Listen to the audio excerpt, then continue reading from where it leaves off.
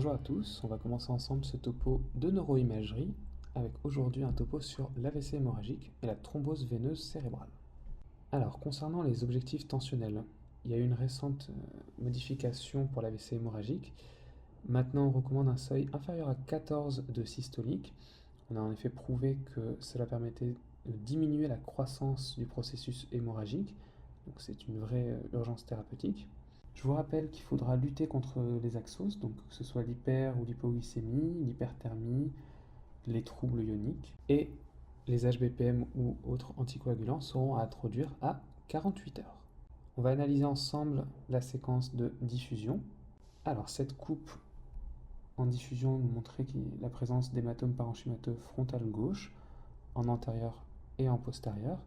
Vous voyez que l'hématome antérieur provoquait une légère déviation de la ligne médiane, chose qu'on ne retrouvait pas avec l'hématome situé un peu plus postérieur.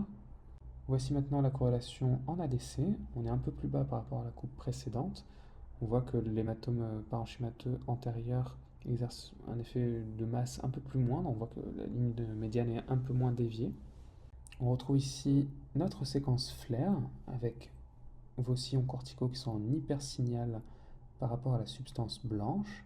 On a annulé le signal du LCR, comme en témoigne le signal noir dans les ventricules et dans les sillons. Vous avez un hypersignal de votre lésion antérieure. Cette lésion est volumineuse, elle exerce un effet de masse non seulement sur la ligne médiane, mais aussi sur la corne antérieure de votre ventricule latéral gauche. Toujours notre séquence flair, où on retrouve nos deux hématomes frontaux. On voit que l'hypersignal est dû ici à un œdème cytotoxique. L'effet de masse est assez volumineux au niveau des ventricules latéraux, enfin du ventricule latéral gauche, ainsi que sur la ligne médiane. Par contre, il n'y a pas de franche dilatation du système ventriculaire. Je vous ai mis ici les séquences en T2, avec ici les coupes en cranial ou en frontal. On voit nettement mieux l'effet de masse qui est exercé sur la ligne médiane.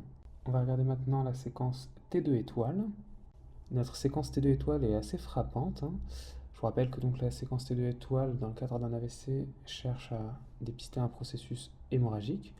Bon, on est clairement dedans. Vous voyez que votre hématome parenchymateux frontal antérieur et celui qui est en postérieur sont en hyposignal T2 étoile, ce qui traduit une nette transformation hémorragique. En T1, cette séquence n'est pas si informative que ça. Par contre, la séquence d'après peut nous intéresser. Qu'est-ce que c'est à votre avis? Votre substance blanche est parfaitement blanche. Vos sillons corticaux, donc la substance grise, est grise. Votre LCR est noir. On est parfaitement sur du T1. La seule différence, c'est qu'on a injecté du produit de contraste gadoliné pour rehausser votre lésion. La lésion n'est pas franchement rehaussée. On peut avoir des rehaussements assez particuliers avec des patterns de rehaussement assez intéressants dans le cadre des tumeurs pour différencier justement des métastases, d'un primitif type glioblastome ou astrocytome, voire des lymphomes cérébraux. On retrouve ici votre temps veineux. Et ce qui nous intéresse ici, c'est votre sinus sagittal supérieur. On retrouve quelque chose d'assez particulier, comme on va le voir sur la diapo précédente, qui sera encore plus parlante.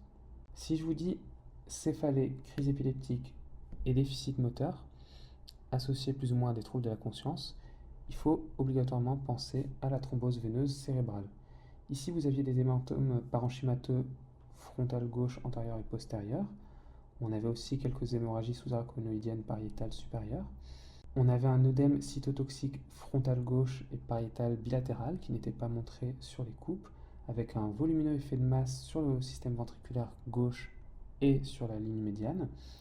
Et comme le montrait votre temps veineux sur la diapo précédente, on avait une thrombose veineuse qui intéressait le sinus sagittal supérieur, quelques veines corticales pariétales et la partie proximale du sinus latéral droit et le torcular. Ça fait quand même beaucoup. Votre T2 étoile était assez frappant, on avait donc une transformation hémorragique. Est-ce que là-dessus, vous mettez des AVK? Est-ce que vous mettez des anticoagulants? Eh bien oui, même si vous avez des processus hémorragiques, il faut absolument traiter la cause. Et la cause ici, c'est une thrombose veineuse. Donc il faudra introduire des anticoagulants. Voilà, je vous remercie pour votre attention. et je vous retrouve bientôt pour une prochaine vidéo.